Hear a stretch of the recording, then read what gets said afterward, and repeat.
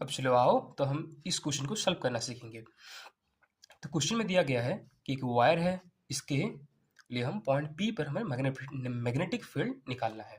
तो हमें जनरली हम ये फॉर्मूला यूज करते हैं जो होता है B is equal to mu naught divided 4 pi I by A sine theta 1 plus sine theta 2।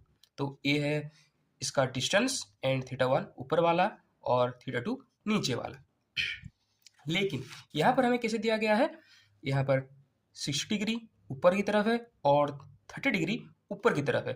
तो हम यहाँ पर हम थीटा 1 एंड थीटा 2 डायरेक्टली इस फॉर्मूले पर पुट नहीं कर सकते। अगर हम theta 1 60 degree and theta 2 30 degree put कर लेंगे तो वो गलत हो जाएगा। तो इसलिए अब हम इसको हम नीचे की तरफ कैसे लेंगे, हम नीचे की तरफ यहाँ से लेकर इस तरह से इसको यहाँ पर ले आएंगे। यानी कि अब थीटा 1 इज इक्वल टू हो जाएगा 60 degree but theta 2 is not equal to 30 degree. तो अब हम इसे लिख लेंगे theta 2 is equal to 360 minus 30 degree.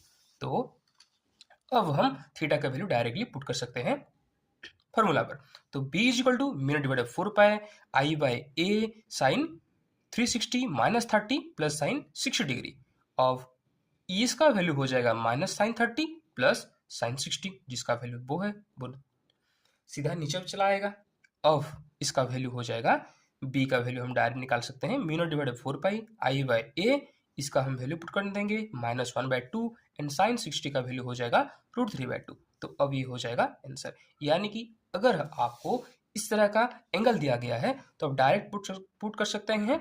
एक का एंगल हो जाएगा 60 डिग्री एंड दूसरे का एंगल हो जाएगा डायरेक्ट आप पुट कर सकते हैं माइनस साइन 30। तो इस तरह से आप इजीली सॉल्व कर सकते हैं। Thank you.